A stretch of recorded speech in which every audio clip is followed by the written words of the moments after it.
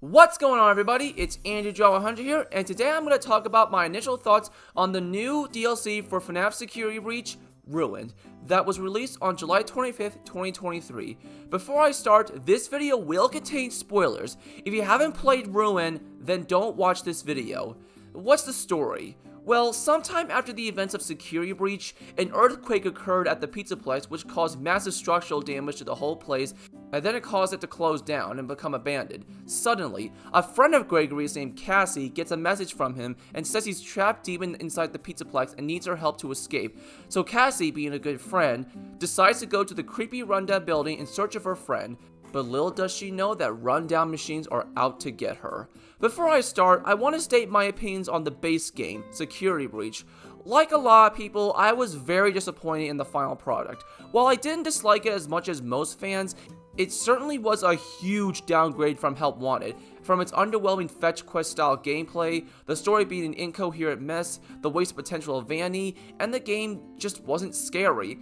It was a game that really tarnished Steel's reputation, and for some, the future for FNAF. But now that this DLC is released, how does it compare to the base game? In my opinion, while it did improve in some aspects, it still had issues that also affected the base game. I'll go over my negatives first. First off, the gameplay. While the gameplay is more elaborative with what it has to offer, it still suffers the same problem as the base game. It's really boring.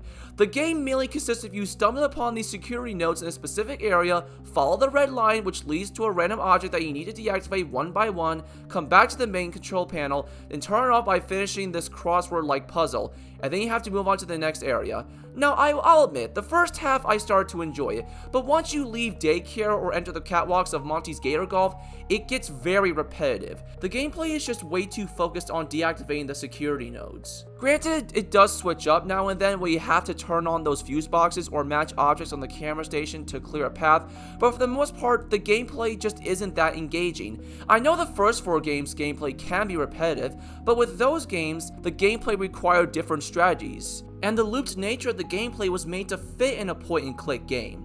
Steel Wool, you're not making this DLC in Click Team Fusion. You're using Unreal Engine, a game engine that provides unlimited possibilities. Use your imagination. I think the only time where deactivating the nodes requires a different strategy is in Bonnie's Bowling Alley when you have to face off against those mini wound-up music bands. In order to avoid running into them, you have to use a certain camera station and play a sound on the camera away from the one they are on, and they will be lured away from the nodes since they're guarding it.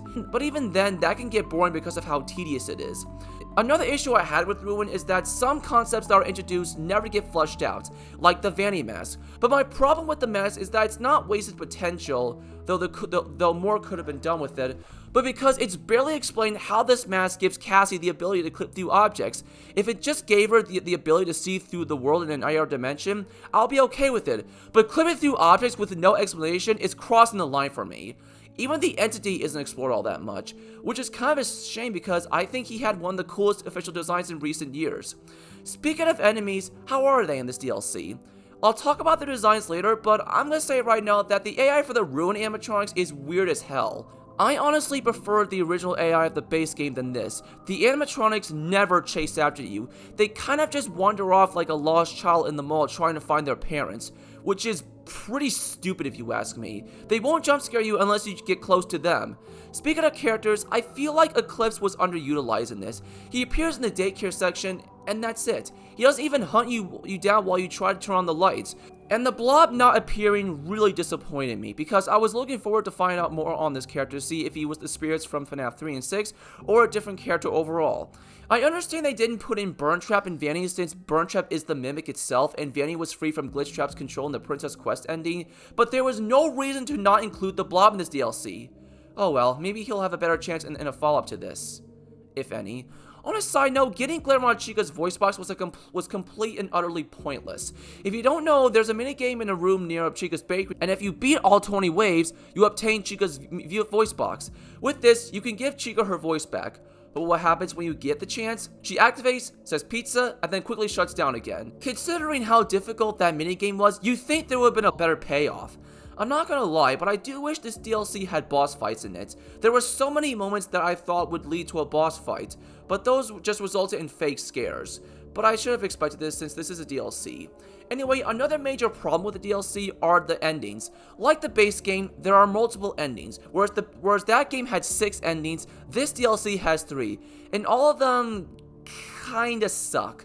While not as bad as the base game's endings, they all feel too quickly done and over with, and they just aren't satisfying. They vary in quality. The main ending is the best out of the bunch, but that's not saying much. It starts off pretty promising with the reveal of the Mimic itself, and then it leads to an admittedly intense chase scene where you have to be careful on which direction you take in the caves. You escape through the elevator and Cassie survives. Or would have survived if Gregory didn't pull a very dirty move. After escaping the Mimic, Gregory explains briefly why that thing was down there and that it had to be contained, and then he cuts the cable to the elevator, which then causes the elevator to plummet and presumably kill Cassie. And like a lot of people, I really didn't like this ending. I understand he was trying to keep the Mimic from escaping, but he could have easily waited for Cassie to get off the elevator before dropping it, since it looked like she was almost there. But of course, Gregory, being the little douche that he is, decided to backstab Cassie after all the crap she went through to try to save him. I know it's been speculated that was the Mimic on the speaker and not Gregory, but if that really was Gregory, then wow, that gave me another reason to not like him. The second ending is identical to the first, except the Mimic is wearing a wore-down lion costume that looks like it made itself, but instead you go into secret doorways that you have to open before then on the camera stations, and from there, we lure the Mimic what appears to be a variation of the scooping room, and then it gets killed off by the scooper from there. The ending just comes off as confusing and too quick. Not only is the lion costume unexplained, but the Mimic gets killed off way too quickly, and it wastes potential if this is an actual canon ending. We meet this new antagonist, and it gets ended off almost immediately. Nice. The last ending is honestly the worst one, that being the Fazbear ending, where you go left instead of right at one point, and it's glitched, so you'll have to use the Vanity Mask, and if you go through it, you end up in the same hill where Vanessa is eating ice cream, and Gregory is also having ice cream with Helpy? I'm sorry, what? When I first got this ending, I couldn't figure out what the hell was going on, and after this frame, it just cuts like that. No aftermath of the Mimic, no cussing after the credits, nothing! There was no reason for this to be added, and it felt like Scott and Sewell came up with this ending at the last minute, and it didn't do anything else with it. So yeah, these endings aren't much of a step up from before. With all this negative talk, Ruin must be awful like the base game, right?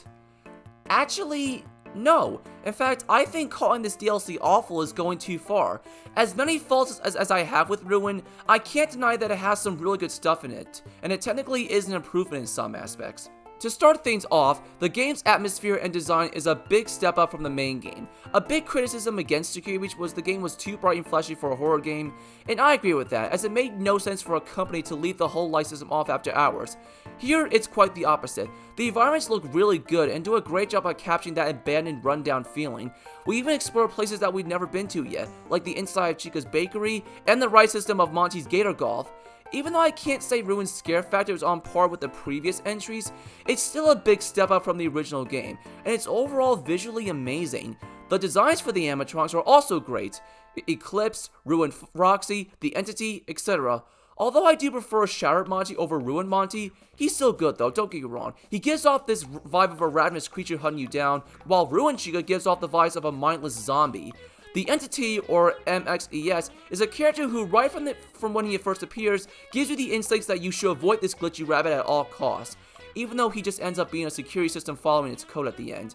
But I like that unlike Vanny, this character actually has relevance to the story and doesn't show up for a few scenes and only to be important up until the very end. As for the DLC's new protagonist, Cassie, while she isn't the most interesting protagonist, I still think she's a better protagonist than Gregory. The fact she's willing to go to an abandoned restaurant that is highly dangerous with huge sinkholes and killer animatronics shows that she is brave and a good friend.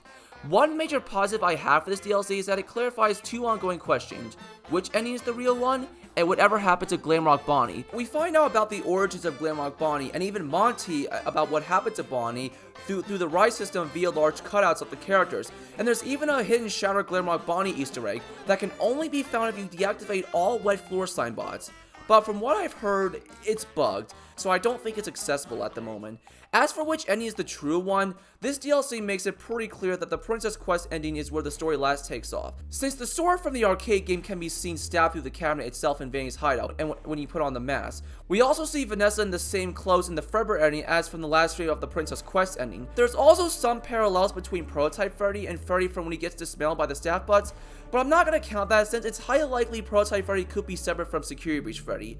On a side note on the gameplay, as boring as it can be, there are moments where it does pick up, like when you encounter Prototype Freddy. When I encountered him for the first time, I was freaking out, mostly because he uses his stomach couch as a bloody mouth.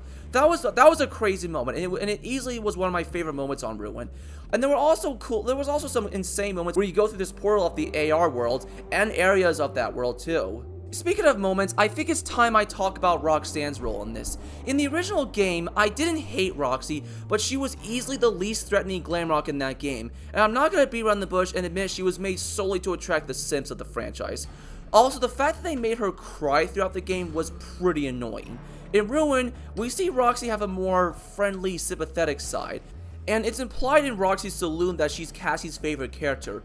Before we go under the sinkhole, we see Roxy stuck under a forklift and is struggling to get off under it. And when Cassie walks up to Roxy and holds her hand, we get a pretty emotional scene where she recounts when she last saw Cassie, which was on her birthday, and that nobody showed up except Roxy herself. After she says some more dialogue, Cassie makes the hard decision to deactivate her so she could finally reach Gregory. As before Roxy turns off, she wishes Cassie a happy birthday. While not tear-jerking, you still get some sense of emotion from their conversation together. From a scene that's coming out of a game called Security Breach, I was not expecting that moment, and the music playing doesn't help either. Granted, she doesn't deactivate and ends up attacking the Mimic to allow Cassie time to escape, but the scene before was very well done, and it made me like Roxanne a bit more. That's another thing I liked about Ruin. It had more emotion to it, and I give Seawell credit for going for a more horror approach as opposed to the dumbed-down friendly tone of the base game. There's even one scene that's devoted to submechanophobia. Not the book, but there's a scene where Monty hunts you down in a flooded hallway, and you have to avoid the water by jumping on the crates. It's clever, and it does lead to his demise. Monty lived a rockstar and died in his natural habitat.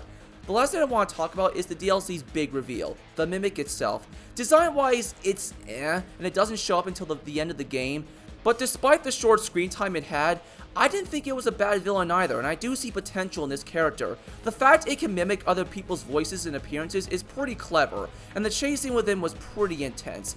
People seem to be mixed on this character, and I can see why, but I think we should wait and see what Scott and Steve will choose to do with the Mimic.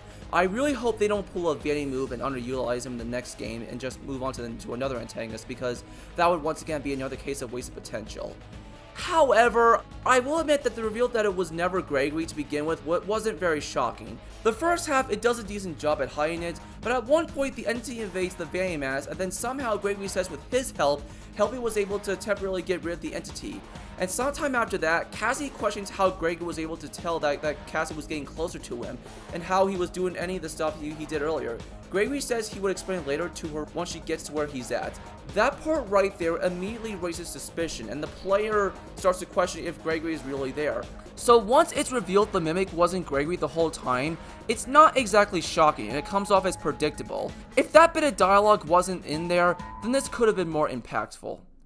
To conclude, I'm a bit torn on this DLC. While I wouldn't call it awful or straight up bad, as it does improve on the base game on its atmosphere, its setting, the tone, and it does clarify a few story elements here and there, it also suffers the problems that affected as before, with its boring gameplay, endings that seem rushed or confusing, and that there's wasted potential present. With that said though, I think this DLC is a step in the right direction, as it seems to be driving away from the family-friendly horror theme that Security Breach had. And the Mimic has potential to be the series' next antagonist. Steel learned from their mistakes to some extent, but there is still room for them to improve. They need to work on their gameplay, and they should probably steer away from multiple endings. But at least this wasn't released in a broken, unfinished build like the base game, and I did have a better time playing this than what we got before. But overall, I thought this was a mixed bag. Though, I can't wait for Help Wanted 2 to come out, and maybe there will be a follow-up to this DLC, because I think the main ending is implying that this isn't over for Security Breach's story.